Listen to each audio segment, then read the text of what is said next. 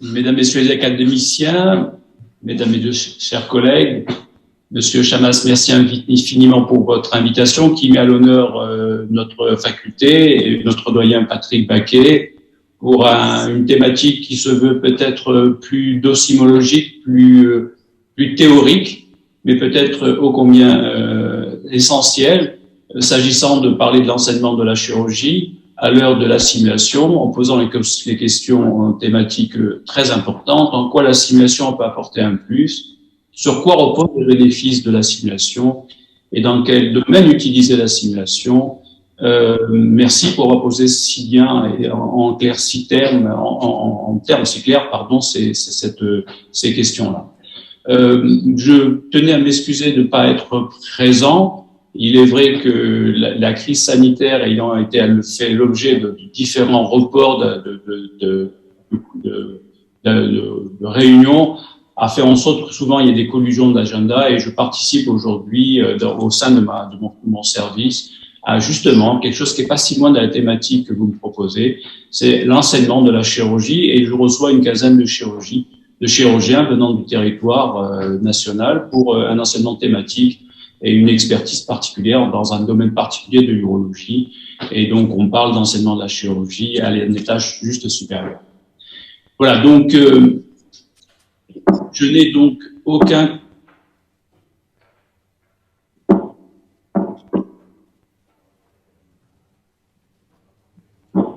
Je n'ai pas la main pour passer les diapos.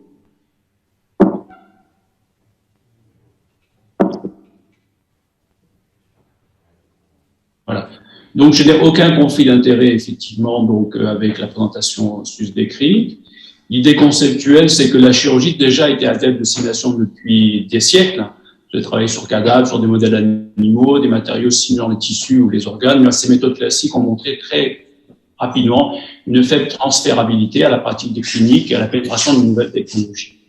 Si bien qu'aujourd'hui, on le sait très bien maintenant, il y a des difficultés d'apprentissage, on le sait, par l'augmentation du nombre d'étudiants, la diminution du temps présentiel, la complexification des pathologies, l'augmentation du temps dévolu aux tâches administratives, les terrains de stage hétérogènes avec un défaut d'encadrement, parce qu'on subit la pression des assurances, des certifications des professionnels et des accréditations, et parce que la complexification des procédures chirurgicales au travers de l'approche mini-invasive, eh bien, demande peut-être de réfléchir différemment sur notre enseignement.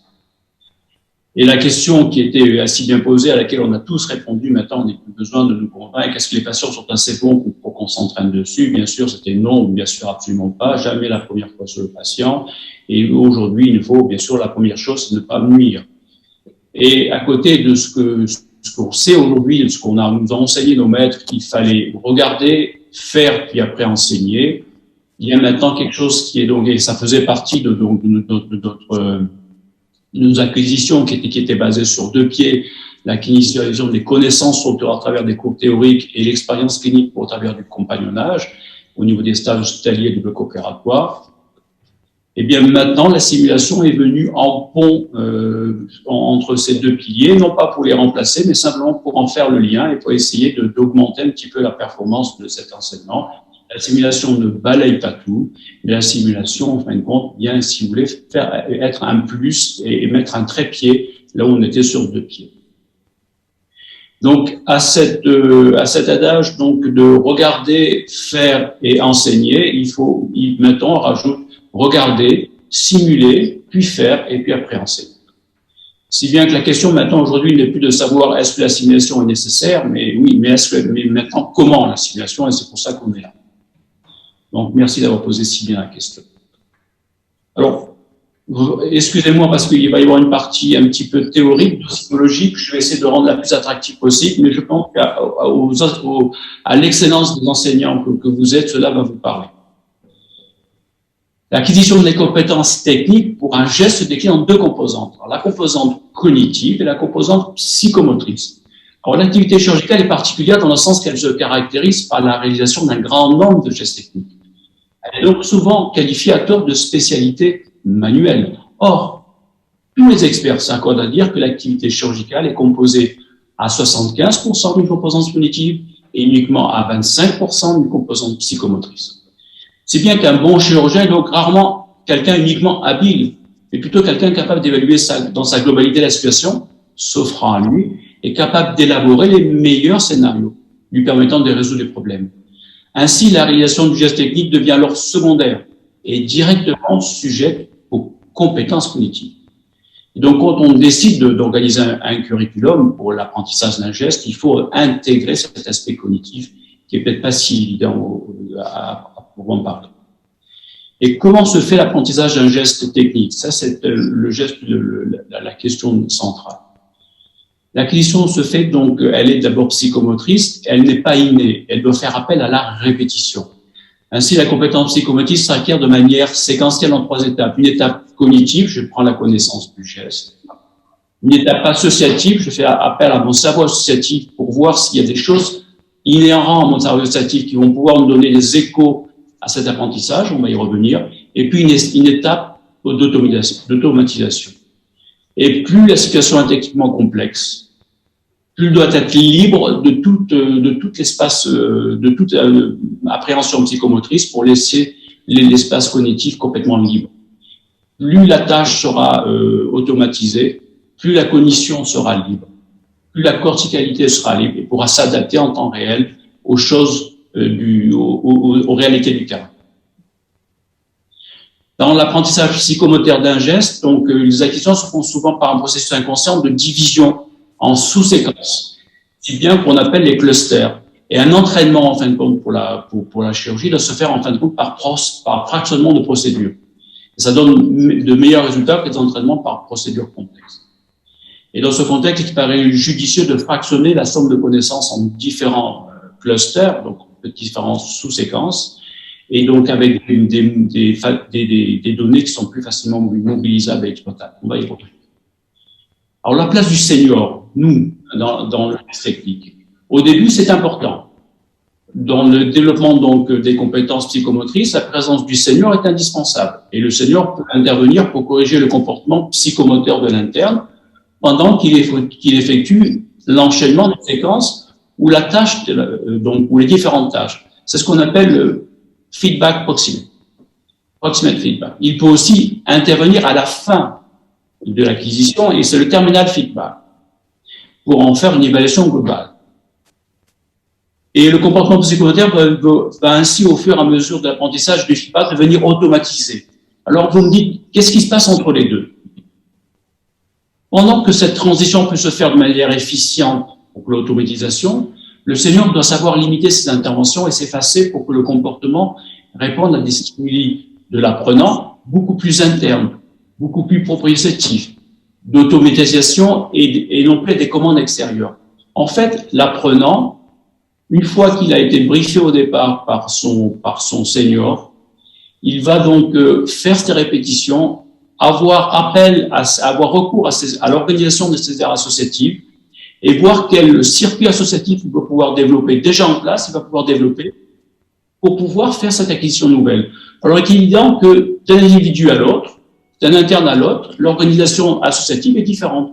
Si vous avez un mélomane virtuose de piano, ou si vous avez un champion de skateboard, ou si vous aviez un autre sportif de haut niveau, il y aura une organisation de ces aires associatives complètement différentes, et les chemins des acquisitions vont être différents pour chacun.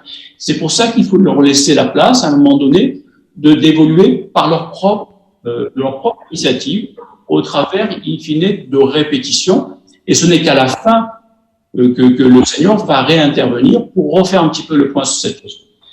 C'est dans cette phase que l'on peut commencer à assembler les différentes parties de la procédure qui ont été travaillées séparément pour en faire le geste complet. Et maintenant, la question centrale, quelle place pour les simulateurs dans l'apprentissage du geste technique? Eh bien, c'est dans ces phases d'apprentissage de compétences techniques que les simulateurs deviennent les plus attractifs. Pourquoi? Parce que les simulateurs peuvent, par le biais de programmation spécifique, se substituer partiellement au senior pour assurer un feedback et pour permettre l'association et l'automatisation cognito-psychomotrice. Il faut cependant souligner que la programmation des simulateurs, la définition des critères de réussite et ou d'intervention pour le feedback reste entièrement dépendant de l'enseignant. Ça, c'est absolument fondamental. De plus, les simulateurs, comme on l'a vu avec Jacques Hubert, permettent l'évaluation de compétences de par la possibilité qu'ils offrent, en termes de mesures objectives, des critères que l'on souhaite évaluer. Mais ça reste encore sous la responsabilité de l'équipe pédagogie. Ainsi, l'utilisation des simulateurs paraît donc particulièrement bien adaptée à un curriculum privilégiant une approche modulaire dans l'acquisition du geste technique.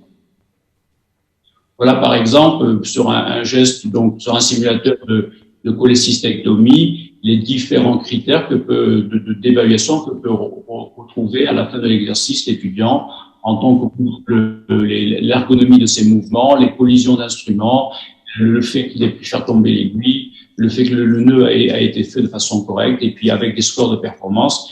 Et au fur et à mesure de la répétition, il va tendre vers l'amélioration de ses scores.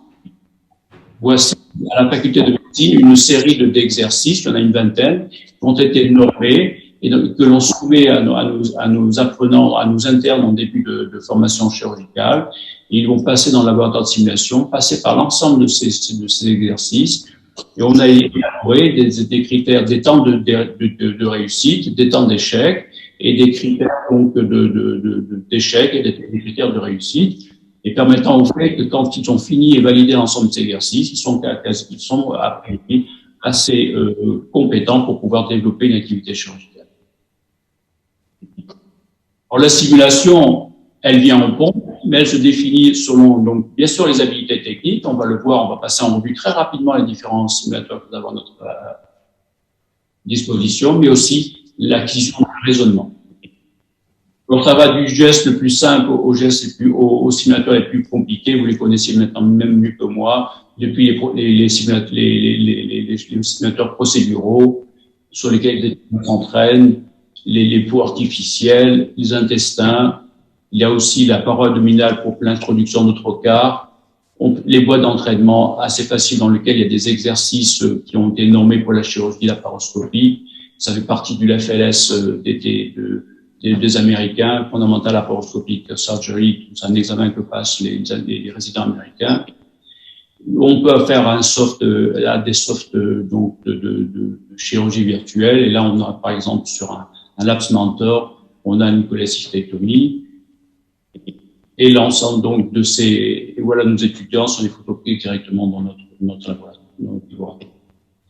Mais aussi, il ne faut pas oublier qu'il y a aussi le raisonnement, le comportement, le travail en équipe, qui se fait au travers donc de simulateurs de mannequins de haute fidélité. Là, on a donc la photo de notre ex-doyen, M. Daniel Benchimol, qui avait initié le mouvement de la simulation à la faculté de médecine de Nice, qui a été superbement bien repris par et magnifié par le doyen Patrick Baquet. Et là, par exemple, la scénarisation dans un bloc opératoire virtuel d'événements qui peuvent se passer au bloc opératoire, la scénarisation de la checklist, et là, l'apprentissage du travail en équipe, notamment en période de crise. Il faut donc comprendre que l'élément important n'est pas tant le simulateur, mais bien le curriculum, et qui est essentiel pour pouvoir valider l'intérêt du curriculum simulateur.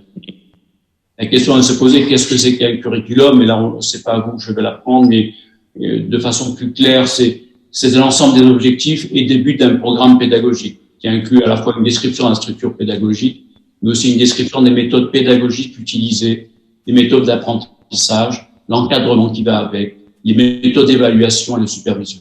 Ainsi, le contenu du programme d'un curriculum doit être établi en fonction des compétences, du savoir, du savoir-faire et du savoir-être que l'étudiant doit maîtriser à la fin de son cursus.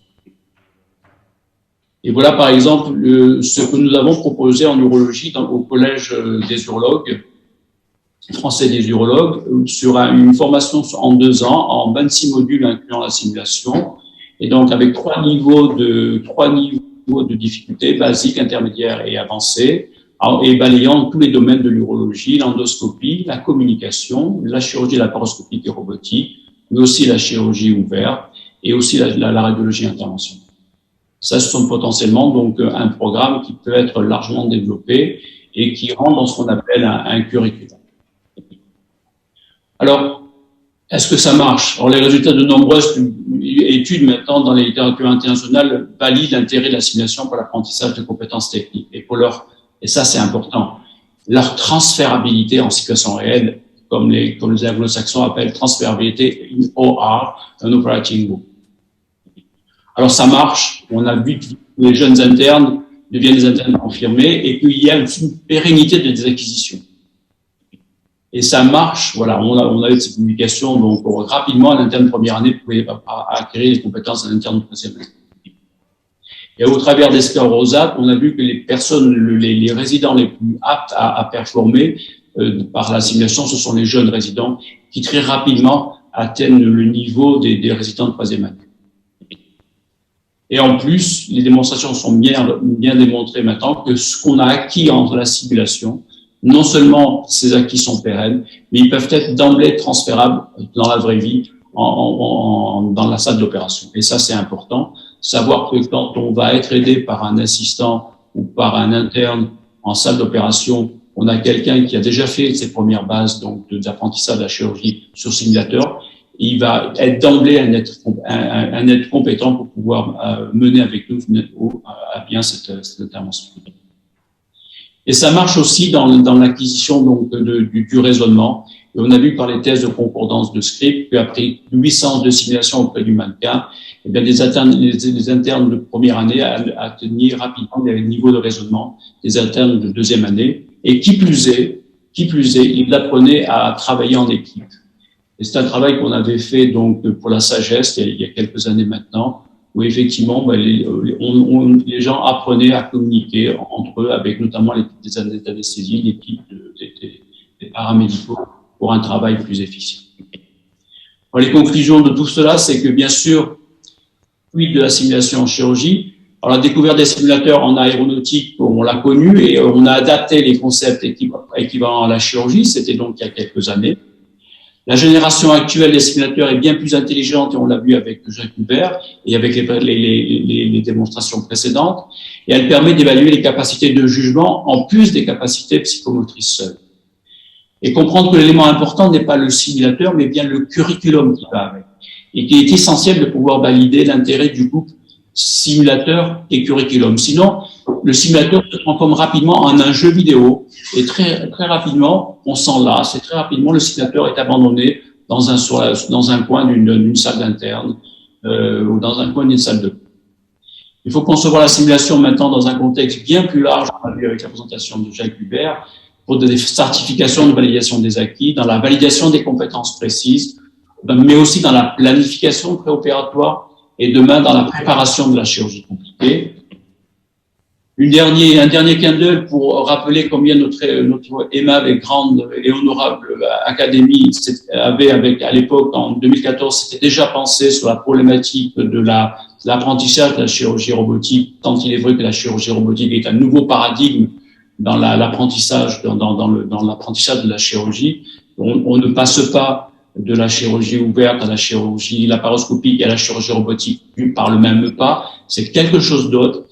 On traverse le miroir, on rentre dans une quatrième dimension et il fallait inventer une autre façon d'enseigner cet art nouveau qu'est la chirurgie robotique.